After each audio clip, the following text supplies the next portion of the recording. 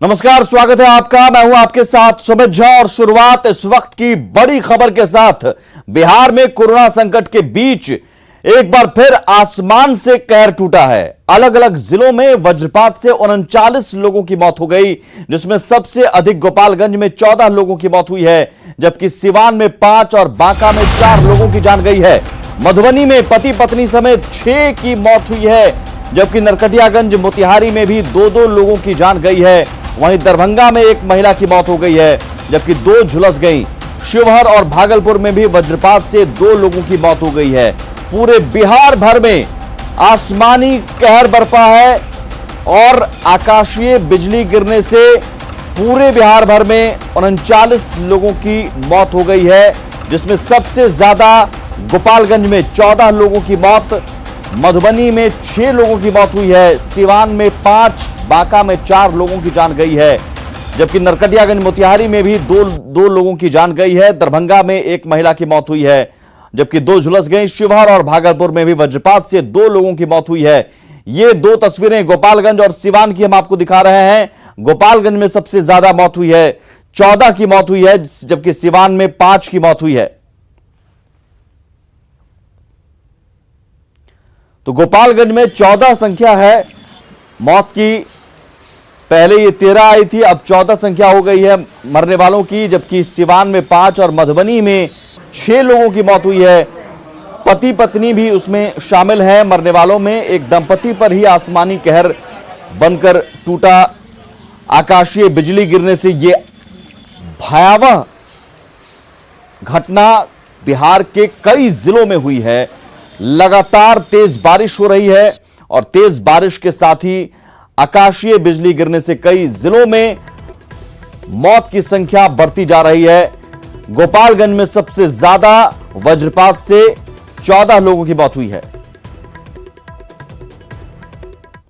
गोपालगंज में आकाशीय बिजली गिरने से जिले में जहां एक दिन में 14 लोगों की मौत हुई, वहीं आधा दर्जन लोग गंभीर रूप से झुलस गए हैं। सभी घायलों को सदर अस्पताल में भर्ती कराया गया है, जहां उनकी हालत चिंताजनक बनी हुई है। सदर अनुमंडल में ही वज्रपात से अब तक 7 लोगों की मौत हुई है, जबकि हथुआ अनुमंडल में 6 लोगों की मौत हुई। आज तेज बारिश के साथ बिजली भी कड़क रही थी। गोपालगंज के विभिन्न प्रखंडों में लोग खेतों में काम कर रहे थे, तभी वे वज्रपात के शिकार हो गए। बारिश की वजह से सदर अस्पताल में भी बद इंतजामी का आलम रहा। भारी बारिश के कारण अस्पताल में पानी लगा हुआ है, जिसकी वजह से मरीजों के परिजनों को भारी परेशानी झेलनी पड़ रही है। जिले में बरौली में 4, मांझागढ़ में 2, बैकुंठपुर में 1, उचका गांव में 4, कटिया और विजयपुर में 1-1 लोगों की मौत हुई है, जिसमें बच्ची और महिलाएं भी शामिल हैं। बखरौल में एक आदमी का देहांत हुआ है, सुरवल में एक औरत का देहांत हुआ है, सनबरसा में हुआ है, रतनसराय में एक लड़की पर बिजली गिरा है, वो घायल है, और शेख परसा में भी 3 लोग खेत में काम कर रहे थे, वहाँ भी बिजली गिरने से मृत्यु हुई है। 13 लोगों की मृत्यु हुई है। कुछ लोग गंभीर रूप से घायल है, जिनका इलाज सदर हॉस्पिटल में चल रहा है। इसमें 7 सदर अनुमंडल क्षेत्र में 6 है। इतनी बड़ी हादसा होने के बाद भी अभी चिकित्सक दिखाई नहीं दे रहे हैं, ना ही कर्मी है, पानी लगा हुआ है। चिकित्सक हैं जिनका एक ही चिकित्सक का काम कर रहा है। तो गोपालगंज में वज्रपात से अब तक 14 लोगों की मौत हो चुकी है। आधा दर्जन लोग गंभीर रूप से घायल हैं। घायलों को सदर अस्पताल में भर्ती कराया गया है, लेकिन सदर अस्पताल में बद इंतजामी का आलम देखकर कोई भी परेशान हो जाएगा। यहां सदर अस्पताल के इमरजेंसी वार्ड में पानी भरा हुआ है और पानी में ही लोग खड़े हैं। जिस बेड पर मरीज है उसके नीचे लबालब पानी भरा हुआ है। यहां इमरजेंसी वार्ड में लोग पानी में ही खड़े हैं। एक डॉक्टर है, एक डॉक्टर के भरोसे पूरा सदर अस्पताल है, लेकिन वे भी अपने चैम्बर में है। यहां कोई वार्ड बॉय नजर नहीं आ रहा है। कुछ मरीजों को ऑक्सीजन सिलेंडर लगाया गया है, लेकिन मरीज के परिजन खुद उनकी निगरानी कर रहे हैं। जैसे ही न्यूज़ 18 की टीम इसे इमरजेंसी वार्ड में पहुंची, तभी बिजली गुल हो गया। दूसरा कोई इंतजाम ही नहीं दिखा। यानी कुल मिलाकर जब कोई बड़ी घटना होती है, तब यहां की व्यवस्था की पोल खुल जाती है।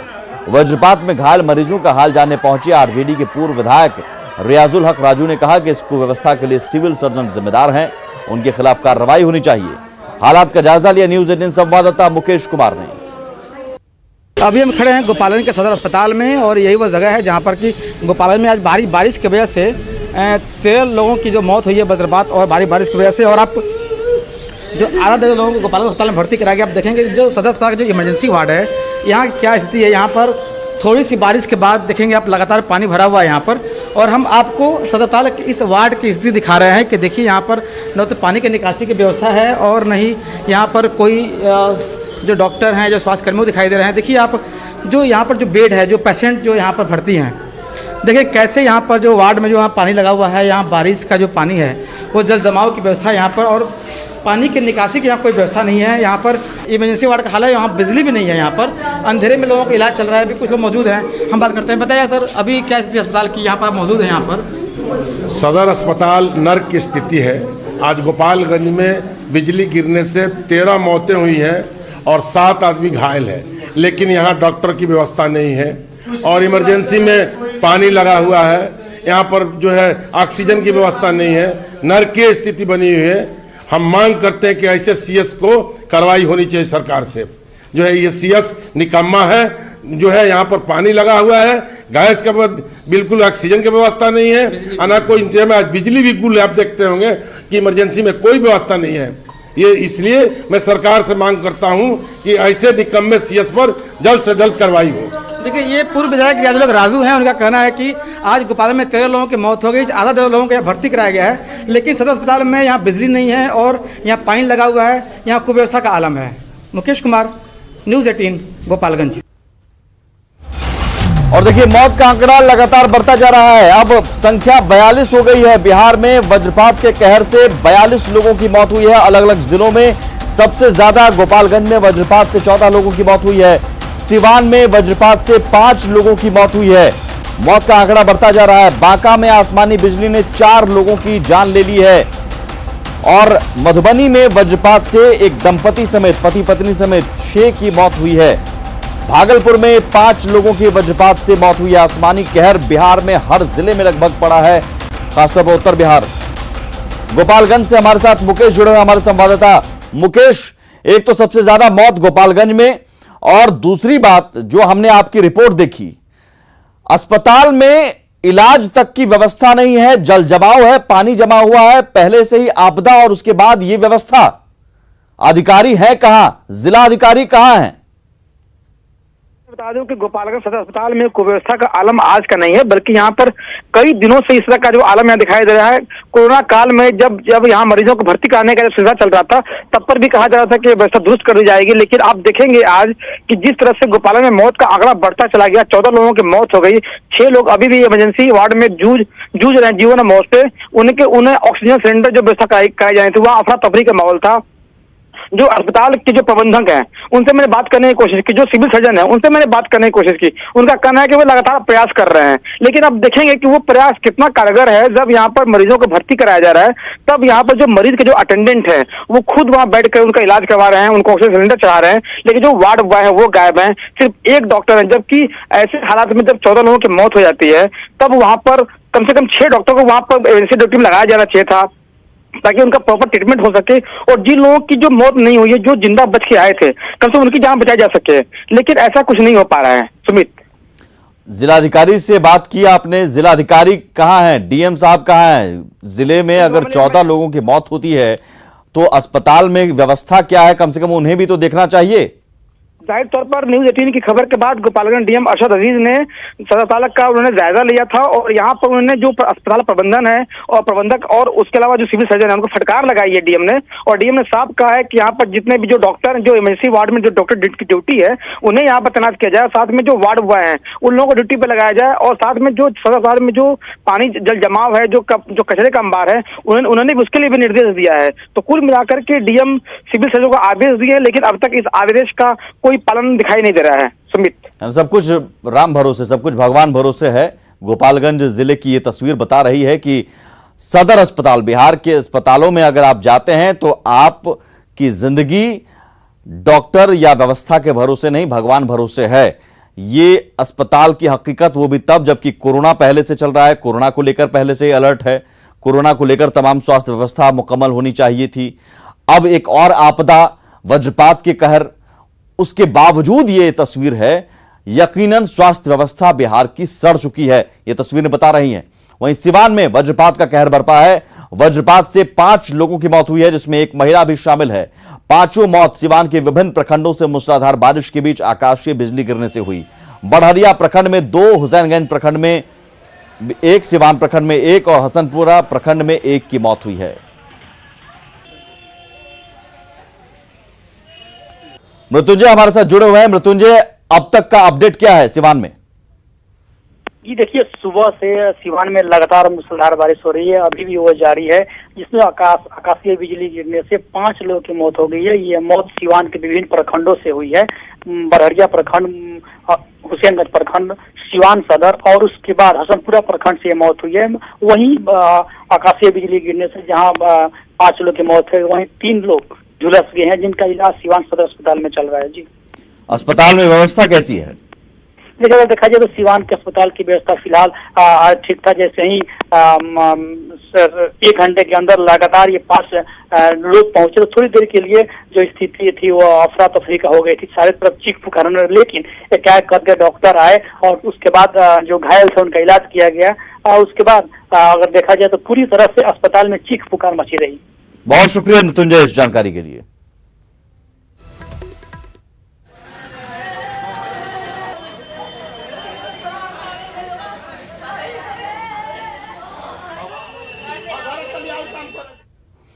दरअसल मौसम विभाग ने पहले ही बिहार के 18 जिलों में भारी बारिश का अलर्ट जारी किया और 26 जून तक के लिए चेतावनी दी गई है। भारी बारिश की संभावना को देखते हुए आपदा प्रबंधन विभाग की ओर से एनडीआरएफ और एसडीआरएफ को भी अलर्ट पर रखा गया है और जिला प्रशासन को हर स्थिति पर नजर रखने को कहा गया है।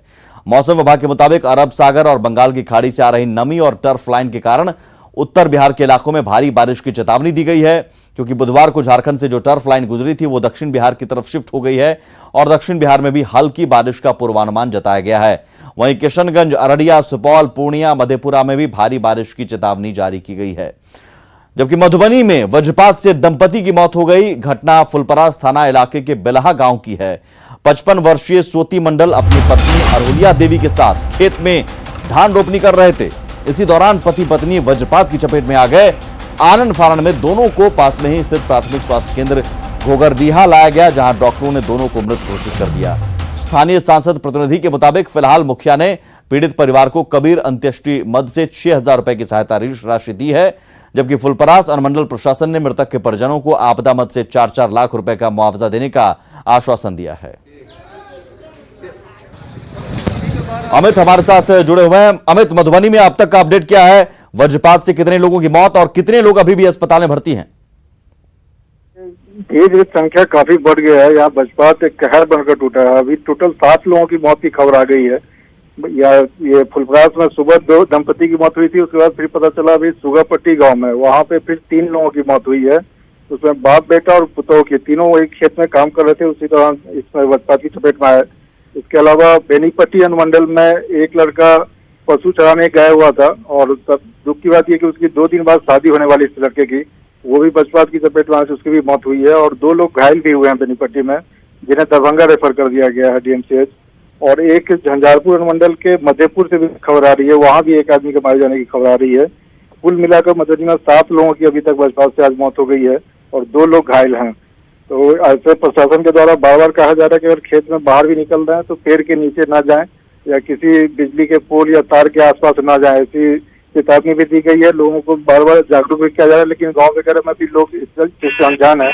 लोग अगर बारिश होती है या वज्रपात के डर से खेत के पास पेड़ के नीचे छिपते हैं और ज्यादा नुकसान वो ज्यादा खतरनाक हो जा रहा है। और जहाँ जहाँ से खबर आई है पता चला है कि वो पेड़ के आसपास थे, वहीं पेड़ पे गिरी है, ये ठंडा गिरा, उसकी चपेट में आने से लोगों की मौत हुई है। बहुत शुक्रिया अमित। हम भी अपील करते हैं, न्यूज़ 18 भी अपील करता है दर्शकों से कि इस आपदा की खड़ी में आप घरों से बाहर ना निकलें, जरूरी जब तक ना हो, खेतों में ना जाएं अभी, क्योंकि आकाशीय बिजली का कहर लगातार टूट रहा है। मधुबनी में अब 7 लोगों की मौत हुई, कुल अब 43 लोगों की मौत हुई है। मौत का आंकड़ा बढ़ता जा रहा है, इसलिए घरों में रहें, सुरक्षित रहें। बाहर अगर आप हैं तो किसी सुरक्षित जगह पर चले जाइए अगर बारिश तेज हो रही है तो, क्योंकि आकाशीय बिजली गिरने का खतरा मंडराता है। पेड़ के नीचे नहीं जाइए, पेड़ के नीचे नहीं जाइए, क्योंकि वहां पर ज्यादा खतरा रहता है। घर में है तो बिजली उपकरण बंद कर दें, बिजली अगर है घर में तो बिजली उपकरण तुरंत बंद कर दें। आकाशीय बिजली जब गिरता है तो वो भी चपेट में, घर में भी रहते हुए आप सुरक्षित रह सकते हैं। ये तमाम वो एहतियात आपको बरतना होगा। 43 लोगों की मौत। बड़ी खबर छपरा से, जहां शीतलपुर के पास एक बस में अचानक आग लग गई और देखते ही देखते बस आग के गोले में बदल गई। हालांकि अच्छी बात यह रही कि इस हादसे में किसी भी यात्री को कोई नुकसान नहीं हुआ। समय रहते सभी यात्रियों को सुरक्षित निकाल लिया गया। उसके कुछ ही देर बाद बस धू-धू कर जलने लगी। आशंका जताई जा रही है कि शॉर्ट सर्किट से बस में आग लगी होगी।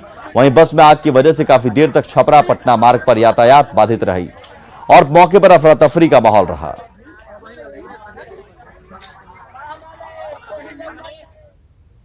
इधर भोजपुर में गैस सिलेंडर के रिसाव से लगी आग में 3 बच्चों की मौत हो गई, जबकि झुलसे 5 लोगों का अभी भी इलाज चल रहा है, जिसमें एक महिला भी शामिल है। घटना आयर थाना कुसुमहा गांव की है, जहां खाना बनाने के दौरान गैस सिलेंडर में रिसाव से आग फैल गई, जिसकी चपेट में 5 बच्चे समेत परिवार के 8 लोग आ गए और 3 बच्चे बुरी तरह से झुलस गए, जिन्होंने सदर अस्पताल में दम तोड़ दिया।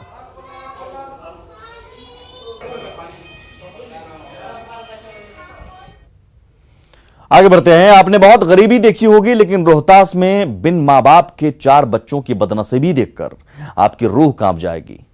मां के घर से भाग जाने के बाद पिता ही एकमात्र सहारा थे, लेकिन बीमार पिता की मौत के बाद चारों बच्चे 2 वक्त की रोटी के मोहताज हो गए हैं। हालांकि गांव के लोगों ने मदद का हाथ बढ़ाया है। गरीबों के रहनुमा बताने वाले नेताओं से गुजारिश है कि इन बच्चों की मदद के लिए वो आगे आएं। आगे बढ़ते हैं। बिहार कांग्रेस को आखिरी वक्त में अपना विधान परिषद के उम्मीदवार को बदलना पड़ा। ऐसे में कई नेताओं को उम्मीद थी कि शायद उनकी बारी आ जाए। ऐसे ही एक नेता है अनोखा सिंह। इनका कहना है कि महिला होने की वजह से उनकी दावेदारी ज्यादा मजबूत थी, मगर पार्टी ने पुराने कांग्रेसी समीर सिंह पर भरोसा किया। फिर क्या था, अनोखा को जैसे ही पता चला कि उनको टिकट नहीं मिलेगा तो पार्टी ऑफिस में ही फूट फूट कर रोने लगी। अनोखा सिंह ने पार्टी के बड़े नेताओं को रो रो कर अपनी शिकायत दर्ज कराई। किसी तरह उनको मना लिया गया। उनसे बात की न्यूज 18 संवाददाता संजय कुमार ने। प्रत्याशी का नाम घोषित करने के बाद जो असंतोष का सुर है वो फूट पड़ा है। फिलहाल हमारे साथ यहाँ पर एक नेत्री है, पूर्व सचिव हैं। मैडम, आप भी प्रत्याशी थे। आला कमान को जिसको हुआ मंजूर उसको दिए, लेकिन महिलाओं को भी हक मिलना चाहिए था। एक महिला को सदन में जाना चाहिए था, पार्षद में। तो मैडम आला कमान है, उनका जो आदेश था उस आदेश का हम लोग पालन करते हैं। हम लोग तो जीवन भर कांग्रेस में थे, कांग्रेस में रहेंगे। हाँ, सारी तैयारी मेरी थी। हम भी कागज पत्र तैयार रखे थे। समीर बाबू भी राजपूत जात से आते हैं, हम भी राजपूत जात से आते हैं। महिलाओं को तो हक मिलना ही चाहिए था। एक भी बहुत दुख हुआ हमको, इसलिए जो राजपूत महिला एक भी नहीं है पद पर। स्टैंड यही होगा जो हम आला कमान का जो हुआ वो आदेश का पालन किए हैं और आला कमान जो कहेंगे वो करने के लिए हम लोग तैयार हैं। प्रदेश सचिव हैं, हम जिला पार्षद रह चुके हैं सुपौल से। अनोखा सिंह जी की प्रतिक्रिया आपने सुनी। जाहिर सी बात है, मन में एक दुख है। हालांकि पार्टी आला कमान का जो फैसला है वो उन्हें मान्य है। कैमरा पर्सन मनोज के साथ संजय कुमार, न्यूज 18 पटना। 45 साल पहले देश में आपातकाल लागू करना पड़ा था, तब केंद्र में कांग्रेस की सरकार थी। भारतीय जनता पार्टी इसे काला दिवस के रूप में मना रही है। इस मौके पर बिहार के डिप्टी सीएम सुशील मोदी ने आरजेडी और कांग्रेस को निशाने पर रखा। जो जेपी आंदोलन था उसकी परिणति इमरजेंसी में हुई और बिहार के लोगों की बहुत बड़ी भूमिका है आपातकाल के खिलाफ और इंदिरा गांधी की तानाशाही के खिलाफ लड़ने की बहुत बड़ी भूमिका रही है। तो मुझे दुख है इस बात का कि जो लालू प्रसाद यादव इमरजेंसी में जेल गए, जेपी आंदोलन में जो शरीक हुए और पूरा आंदोलन कांग्रेस के खिलाफ वो पूरा संघर्ष था। और डॉक्टर राम मनोहर लोहिया ने कहा था गैर कांग्रेसवाद और कांग्रेस हटाओ देश बचाओ। और जो लोग अपने आप को जेपी और लोहिया का अनुयायी कहते हैं, आज जो लोग कांग्रेस की गोद में जाकर बैठ गए। और देखिए, देश कभी कांग्रेस को माफ नहीं करेगा। और उसी के साथ इस बुलेटिन में इतना ही। आगे देखिए जोहार झारखंड।